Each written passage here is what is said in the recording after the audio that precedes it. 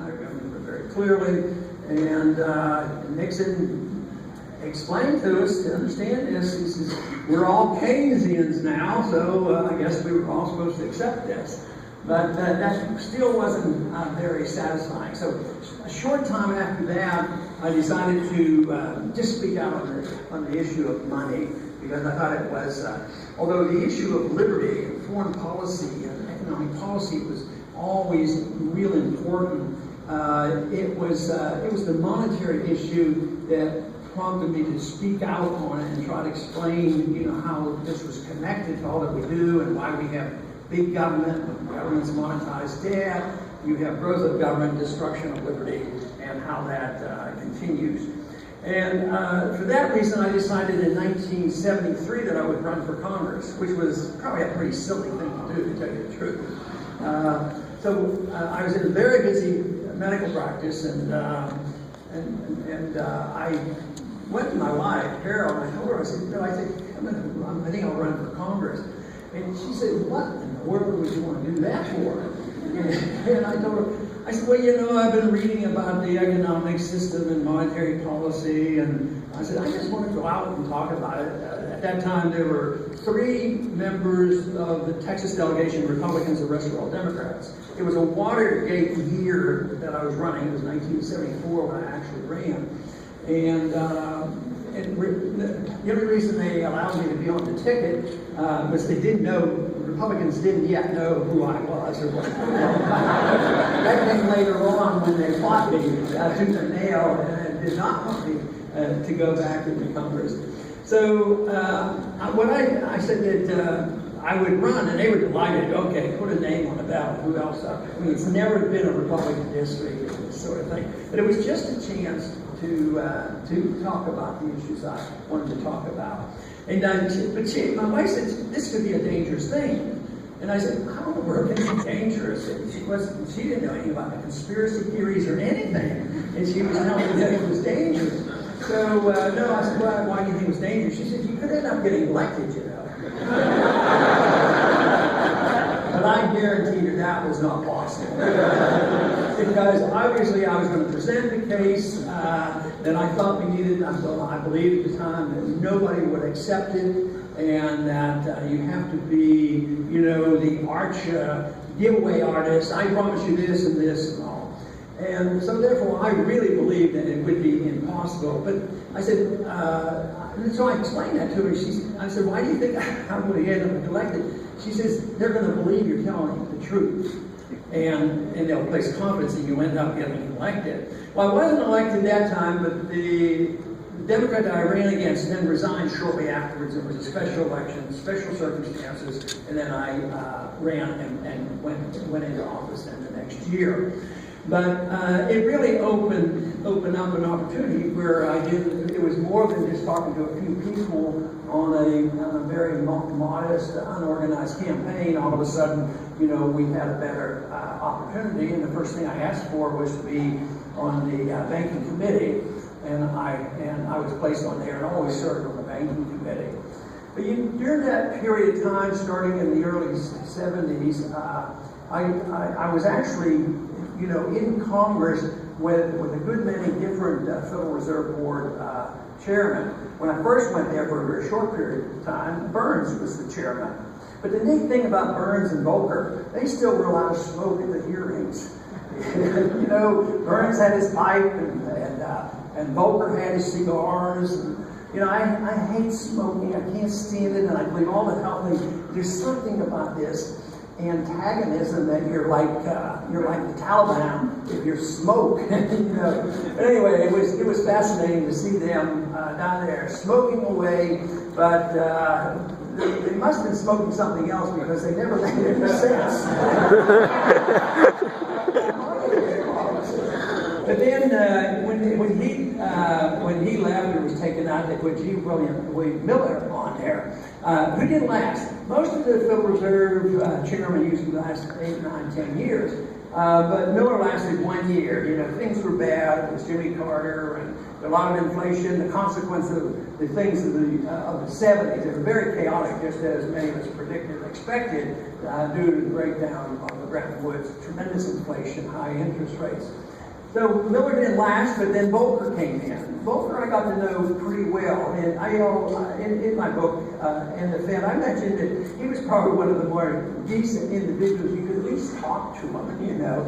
And I considered him a gentleman, and there were a few hints that he might have been, somewhat resistant to leaving the gold standard completely. It wasn't a serious approach, but there were a few comments about that. But I got along with him quite well. But then later on, I think following Volcker, that would have been Alan Greenspan. Wow, what more could we have? We have a free market person, an ally of Ayn Rand, a champion of the gold standard, and how evil it was in this famous article he wrote in 1967 and about how bad the Federal Reserve was at monetizing debt.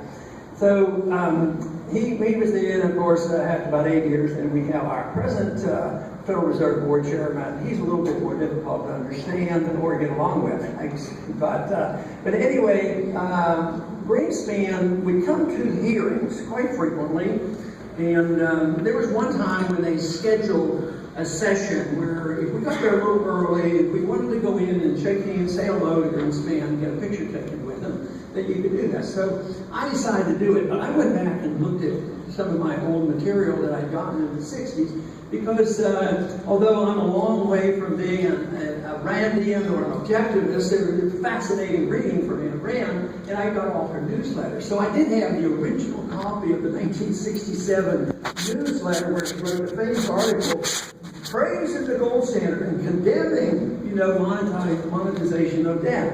So I took that with me, and so when he was sitting there and he was signing it, different things for the members, I showed him the booklet. It was a little green booklet, the Objectivist newsletter, and I said, "Do you recognize this?" He said, "Yeah, I recognize that." So I flipped it open and I showed him this article. I said, "Do you remember this article?" He said, "Yeah, I remember that article." So very well. He says, "I just read that not too long ago," and he says, "I agree with everything in that article." So I finally, he signed. I said, "Would you autograph this for me?" So he autographed it for me. But I asked him, I said, "Do you want to put a disclaimer on this right now?" He didn't put a disclaimer on. That's when he said that he had read it and he stands by it, which sort of is not quite possible. But, over those years, I was fascinated, and as I said, I was introduced to so many through the Fee Foundation and got the books. But I recall one time when there was only one other person, I think, in our community where I was practicing medicine, another doctor, who was interested, knew, and understood Austrian economics or what was going on. And I noticed in the newspaper, it was like this big, it said Mises was coming to the University of Houston for a lecture. And it was probably in the early 70s. I think Mises, right before he passed away, he made a tour around the country, gave a lot of lectures. And so I asked the doctor if he wanted to go. So we went out our way, we got coverage, we closed our office down for an afternoon, we drove up to Houston. So we got to hear Mises give probably one of his very, very last lectures, and it was on socialism. And I remember they gave him a room that would hold maybe not even quite this many people, just a little room. And even then, there were people starving for information, and he was well enough known that that room was so jam-packed, it was packed out around there and in the hallway, just people just wanting to hear from him. And I did get to meet some of the others as well. Henry Hazlitt I got to meet, and he was associated with the Fee Foundation, and he was instrumental, of course, with Mises coming over to this country and befriending him and guiding him in his new country, having needed to escape from the German Nazis. So I got to know him, but I also got to know others through the foundation. In the early years, I got to know Hans Sendholz, who taught at Grove City for a long time and influenced a lot of young people. So I knew Hans quite well and met him probably in the early 70s. But then later on, when Lou Rockwell started the Mises Institute, I had gotten to meet Murray Rothbard. I got to know him very, very well. And over the years, spent a lot of time with him. So it's been fascinating. And I also had the opportunity, there was a lecture given at one time, I think it was at the Cato Institute, and they had Hayek there. So I went over there, and then afterwards, there was about 4 of us went to dinner with Hayek. So I had a little bit more time with him. He just impressed me as a dignified gentleman, an academician. And I remember he met an old friend, and his old friend there, that they had known each other academically, and that was Wallach. And Wallach had been a member of the Federal Reserve Board. And it was just an interreaction that seemed to be a little bit strange because it doesn't exist anymore, So it was fascinating to be able to sit down and talk with them. So the monetary issue has been key for me, and it continues to be. Even though when people ask me, what's the most important issue, a lot of times they'll expect to say, well, the gold standard and the monetary policy. But it really isn't. To me, the big issue is the issue of liberty, the issue of personal liberty. And that means that I believe strongly in the restraint of government. If government only could be restrained for that of protecting our rights and our liberties and not being involved in the excessive use of force or even have any authority to initiate violence against us or anybody else, it'd be a lot different. But the Fed is, and I remember saying this to Greenspan at one time in the committee, I said, you guys are nothing more than facilitators. You facilitate debt. You compound the problem because all Federal Reserve Board chairmen will always say, oh, it's the Congress's fault. They run up the debt, and, we have to handle this debt. Yeah, but what if they didn't buy the debt? They just facilitate the excessive spending. And guess which party is the worst on that? Both of them, which is a single party. A lot of times I'm asked, what do you think we're on about having a third party to compete with those guys up there? I said, I'm looking forward to a second party. Let's have a second party. So, this is, the kind of problem that we have is the excessive spending. But without the Fed, you can't do it. I mean, there would be a limit. What would happen today? What if you didn't get rid of the Fed and all you said was the Fed can't monetize debt? They can't buy all these bonds. Well, first thing off, the government couldn't expand. I mean, they'd have to borrow all the money. Tax and borrow, and there would be a limit. If they spent too much and they didn't have the taxes, and they had to borrow, the interest rates would go up, and it would come to an end. So this is the great facilitator of building big bubbles. And the bubbles have gotten steadily bigger. Every time we have a bubble and a bust, for the last 100 years, they're always, they need more work to get out of them, and there's a compounding efforts, especially in the last 60 years. It's a compounding effort. Even when they have less frequent recessions, you have the build-up, the bubble gets bigger and bigger. And look how long it took to build up a housing bubble that had to burst, and now they're back blowing up the housing bubble again. And that cannot be done without a Federal Reserve. So you have the economic consequence of government spending too much, and the two parties like it. Because Republicans like the spending for one reason, but Democrats like it for another reason. This whole idea that they're different, I think, has done us a lot of harm. We march along and say, oh, we can have Obama or Romney, and one's free market and one's for the socialism and welfareism. It's not true. On the important issues, which are most of them, they're pretty much the same. A dramatic vote they just had in Congress, shows this, and that was the vote they had on the Amash Amendment to restrain NSA, and and just in a very small token way, just to back off a little bit and not allow them wholesale access to all our telephone records. And that's one part of NSA. It wasn't like it was going to close down NSA. And the vote was pretty close. I think it was 12 votes difference. And the way that was lined up is the way the government is lined up. The Democratic leadership and the Republican leadership, along with the president, got together and made sure they had the votes. And of course, the people were speaking out, putting pressure on their members of Congress. So there was a good handful on the House, and the Republican side and the Democrat side that came together that was more representative of the people, because the people are getting aware of what is happening.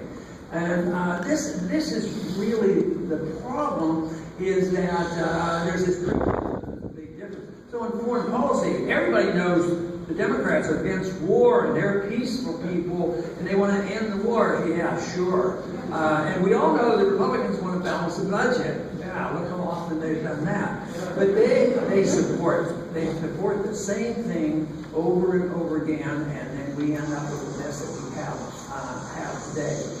So if you're interested in foreign policy and restraint on war, you have to know about monetary policy. If you're interested in an economic system where there's not huge deficits and welfareism and benefits to the wealthy and all these kind of things, you have to look at the Federal Reserve System. Now, in the last 100 years, not many people have looked at the Federal Reserve System. I became fascinated. It really was, even though the big issues were important to me, the one issue I wanted to just get out and talk about, because I thought nobody cared about and understood, was the monetary issue. And in the 70s, there was a lot of things going on there. But the Federal Reserve has been here for a long time. Hardly anybody has talked about it. Can't get any attention. Even in '76, we had a bill to audit the Fed, but it was Henry Gonzalez, a populist Democrat from Texas, and there were a few like that. But basically, nobody knew, nobody cared, and everybody knew that the Fed didn't cause any trouble, and they always got us out of trouble when there was a downturn. So they got all the credit for getting us out of trouble, and never the blame. But I think it's changed, and I think there's good news on the horizon. And I think it happened about 5 or 6 years ago. And some people give me a little bit of credit for it, but I think it's a combination of things. I think it's a combination of all the works that many of you have done, the reading and the study and the teaching of true Austrian free market economics. So there was a fertile field out there. People were changing their minds, and this was important. I talked about it in the campaign, and we did get some attention from it. I was fascinated with the fact that young people care about the Federal Reserve. Some people still can't figure this out. Why should somebody at the age of 20, 21 in college, be interested in the Federal Reserve? And they got interested in it. But then the confirmation came when the crisis hit. Because who talked about the crisis and the bubble, the NASDAQ bubble, and how the Austrian economists? So that crisis hit, and there was a demand for some answers. And all of a sudden, the principles and the ideas of central banking came forefront, and that's why they're out there, and they're going to stay out there. Because they can't get away from it, because the problems are going to get, a lot worse, and there will have to be some decisions made. I worked on the assumption in the 70s that there were periodic times in history that the monetary policies and the unit of account becomes the issue of the day. And right now, it's not quite there, because still, foreign policy gets a lot of attention, but right now, Obamacare gets a lot of attention, but not the unit of account. And that will be the day that we'll be forced into thinking about it. But it's getting closer and closer, because the big bubble is right upon us right now. It's about to burst.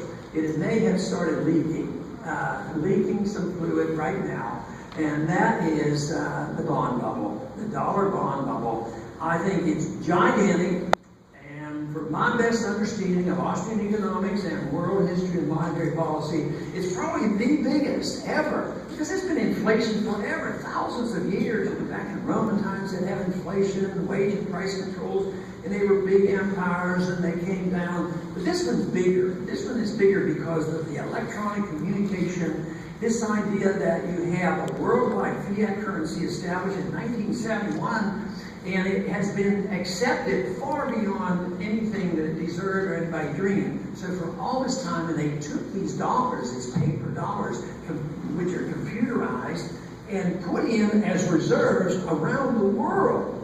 And then they inflated on that. They used it for pyramiding. So it's not a U.S. problem. It's not a Western problem. It's a worldwide problem.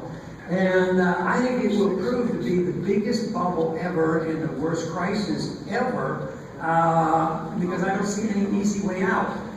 The one thing I can assure you from my experience in Washington, even though I've worked in the Congress, I encourage people to run, I encourage people like Justin Amash and my son to talk out, about these things.